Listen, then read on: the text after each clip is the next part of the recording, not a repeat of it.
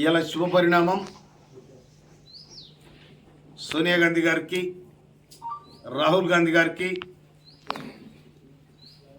ఖార్గే గారికి, మన ముఖ్యమంత్రి వర్యులు రేవంత్ రెడ్డి గారికి, మన మంత్రివర్యులు వెంకరెడ్డి గారికి, ఉత్తమ్ కుమార్ రెడ్డి గారికి అందరికి కూడా నేను శుభాకాంక్షలు తెలియజేస్తా ఉన్నాను. నేను ఇక్కడ దాదాపు 20 సంవత్సరాలుగా కాంగ్రెస్ పార్టీలో చిన్న స్థాయి నుంచి ఎన్ఎస్సీ నుంచి మొదలుకొని యూత్ కాంగ్రెస్ నుంచి మొదలుకొని పార్టీకి సేవ చేసిన శ్యామల కిరణ్ కుమార్ రెడ్డి గారికి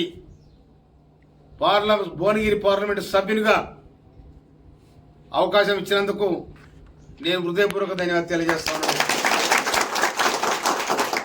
మా కార్యకర్తలకు, మా నాయకులకు అందరు కూడా విజ్ఞప్తి చేస్తా ఉన్నా, రాష్ట్రంలో ఉండబడిన 17 పార్లమెంటు నియోజకవర్గాలు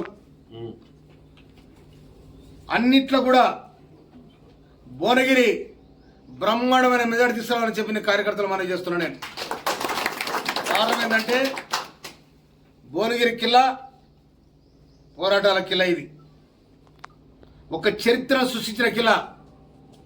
తెలంగాణ ఉద్యమ నేపథ్యాన్ని, తెలంగాణ సాయుధ రహితంగా పోరాటాన్ని, ఇవన్నిటి కూడా ఇక్కడ సంతరించుకొని ఉద్యమం చేసిన కిలా ఇది. అడిపోతే ఇబ్రాహీంపేట నుంచి మొదలుకుంటే ఇక్కడ జనగాం అక్కడ సాకలాయిలమ్మ, ఇటు వస్తే అక్కడ దొడ్డి కుమరయ్య, ఇక్కడ వస్తే బిఎన్ గారు, ఇక్కడ వస్తే కాంగ్రెస్ నాయకులు ఆనాడు స్వతంత్ర పోరాటం చేసి ఇవన్నీ సంతరించుకున్న నియోజకవర్గం కాబట్టి మినిమం 5 లక్షల మీద 5-6 లక్షల మెజార్టీ తీసుకురావాలని చెప్పి నేను కార్యకర్తలు మనం చేస్తా ఉన్నాను.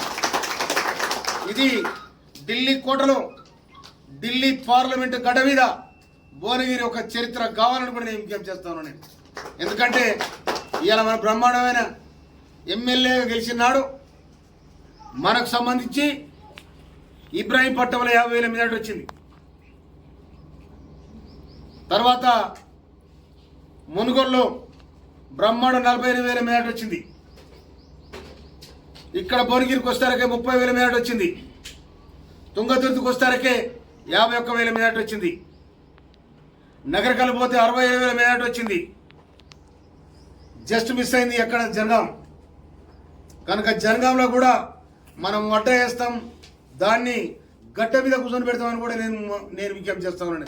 అందుకనే అందరూ కూడా అప్రమత్తంగా ఉండాలని, బ్రహ్మాండమైన మెజార్టీ తీసుకొచ్చి కిరణ్ కుమార్ రెడ్డిని, శ్యామల కిరణ్ కుమార్ రెడ్డి కాంగ్రెస్ పార్టీ పార్లమెంట్ అభ్యర్థిగా బ్రహ్మాండమైన మెజార్టీతో గెలిపాలని చెప్పి నేను కార్యకర్తలు మనం చేస్తున్నాను. దాన్ని సహకరించిన ఈ జిల్లా మంత్రివర్యులు వెంకరెడ్డి గారికి, ఉత్తమ్ కుమార్ రెడ్డి గారికి నేను ప్రత్యేకమైన ధన్యవాదాలు తెలియజేస్తా ఉన్నాను.